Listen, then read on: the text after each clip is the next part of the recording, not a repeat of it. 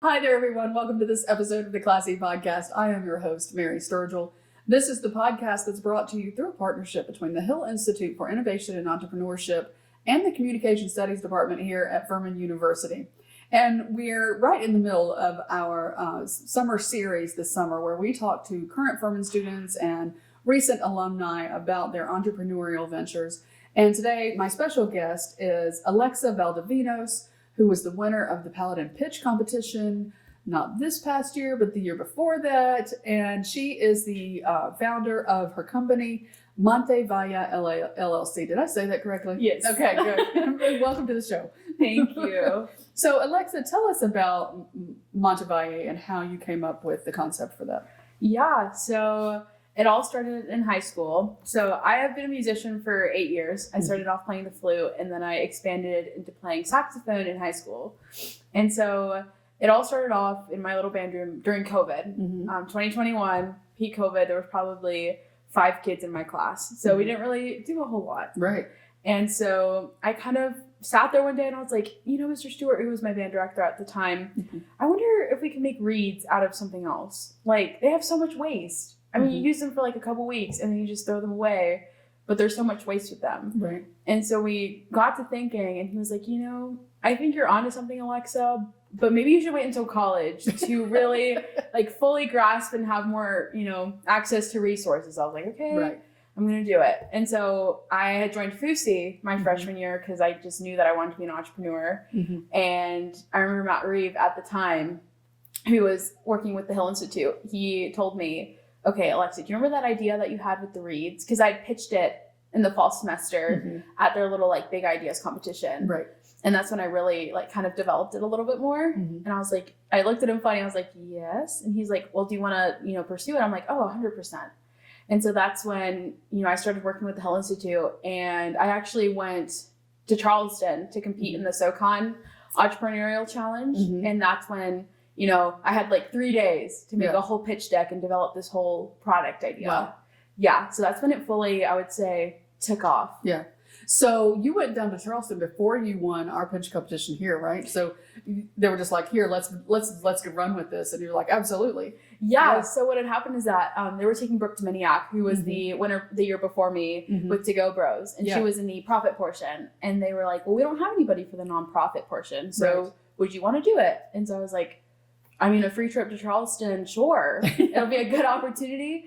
So that's when it was like, Matt had told me at this event, you only have 3 days. And I was like, oh, okay. So that took long hours of making a pitch deck, working on everything. I think I was working up until like 1 o'clock in the morning the night before. Yeah. So it was a process for sure. Yeah. Yeah. So that was that the fall, and then in the spring you won the Paladin Pitch competition? Yeah, Charleston. I went to Charleston probably, I think, the February. Okay. Yeah. That February in the spring, and then I competed in Paladin Pitch that March. Yeah, excellent. So you've been working on the company for a little over a year now, diligently. And so what kinds of things have you learned from this process?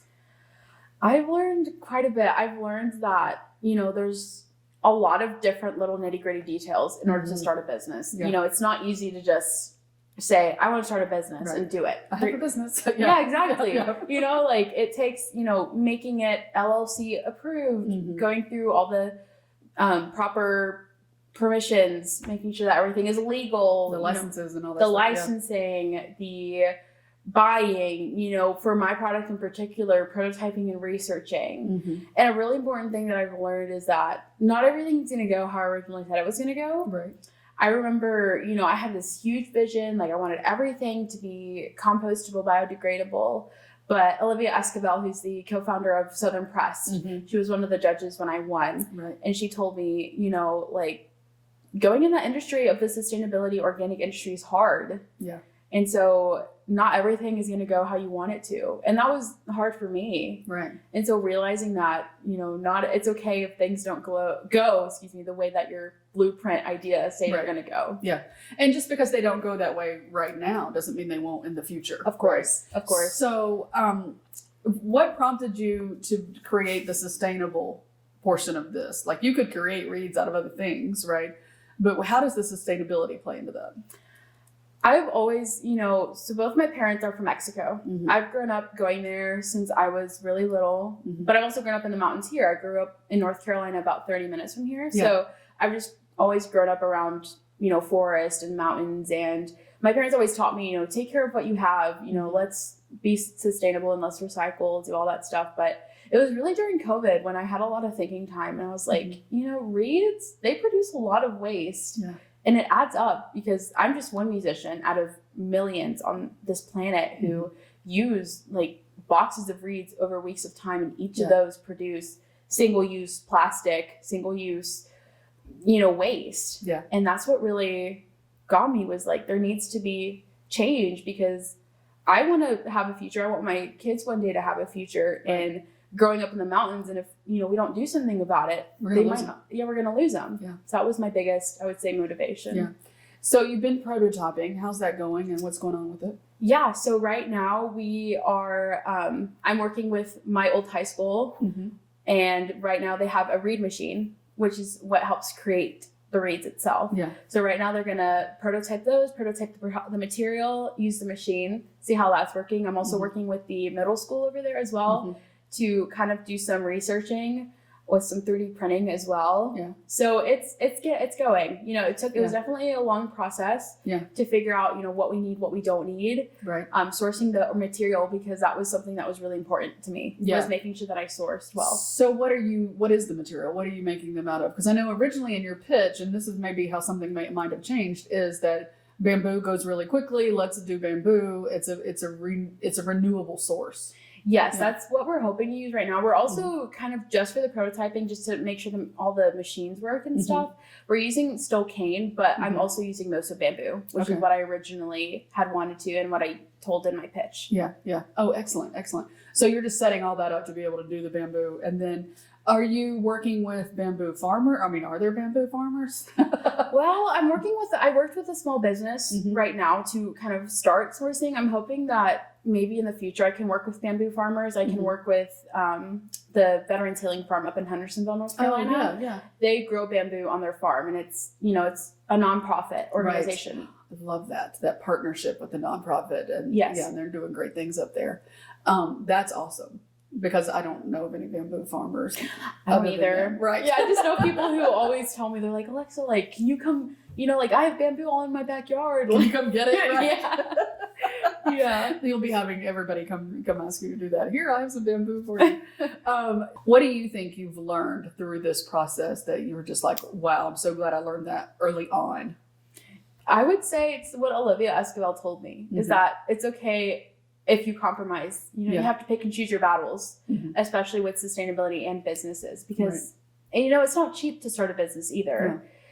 And especially, if you want to get it off the ground, you can't, and me specifically buying organically, it's hard. It's expensive. Let's talk about this. Packaging is one of the most not sustainable issues with the reeds, right? And so how are you meeting that problem?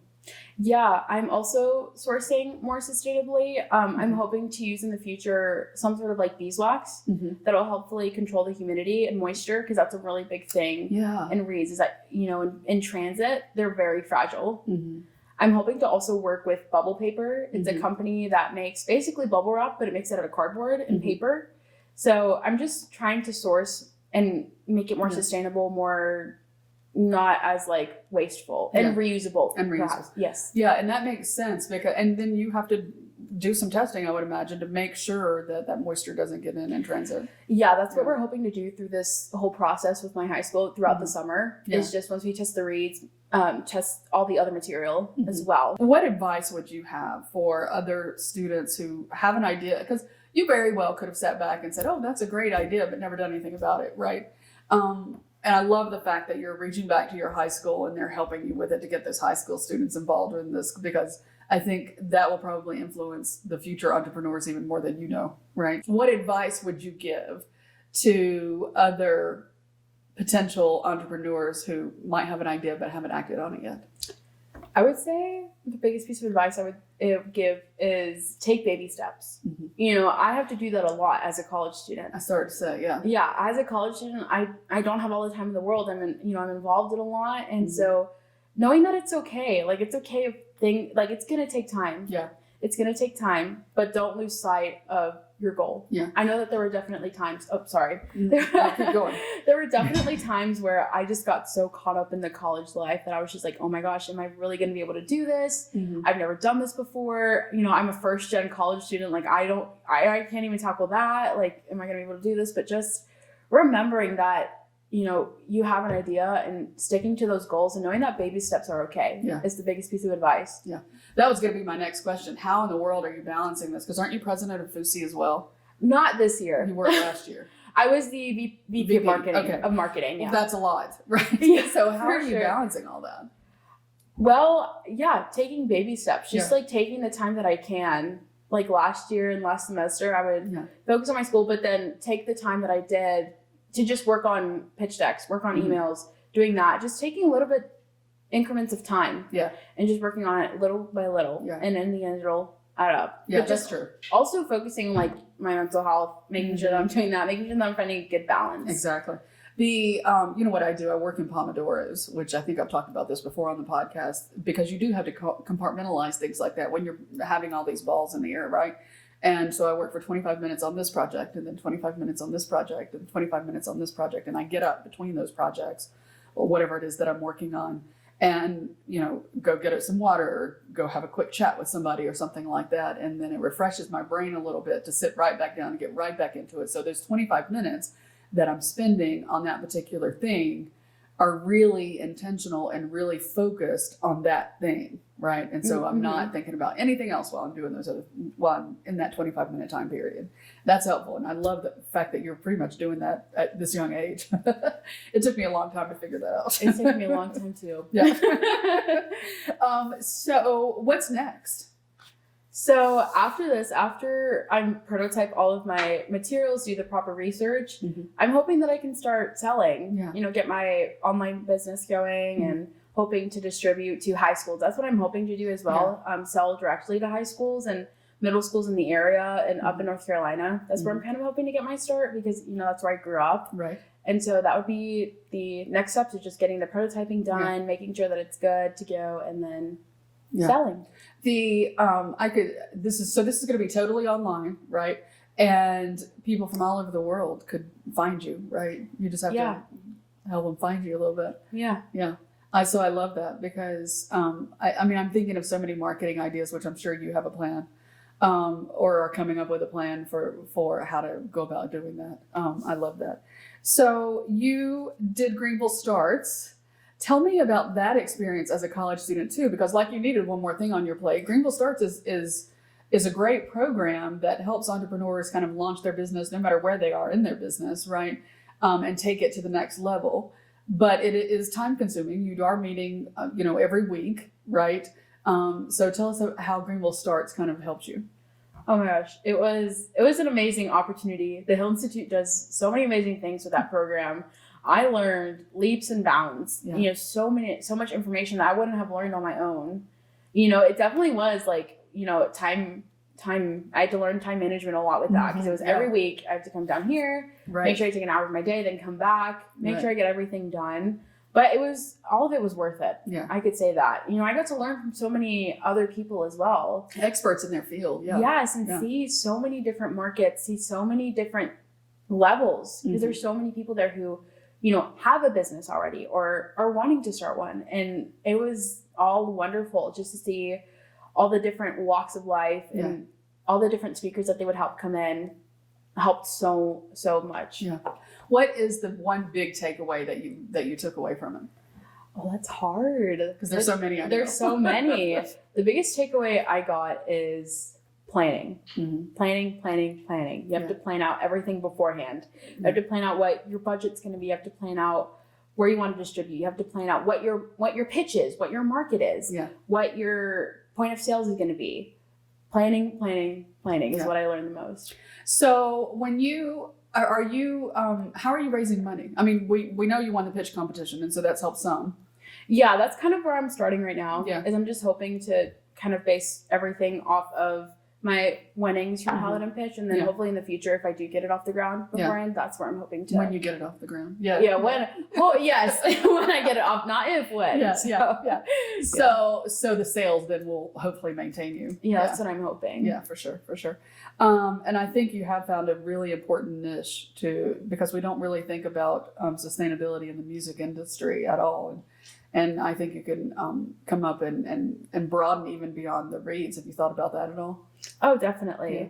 I have also started prototyping guitar picks. Mm-hmm. They're made by a business named Steve Clayton. They've made guitar picks for the Beach Boys, for McDonald's, for all these big names. Mm-hmm. And they have a line of guitar picks that are compostable. Oh, You can love just that. Throw them in Yeah. the ground. They're good to go. So I've been prototyping that. I'm hoping to make drumsticks in the future. I'm definitely hoping to expand because the music industry is, probably one of the most well-established, if not the most established industry. Yeah. Because it's been around for centuries.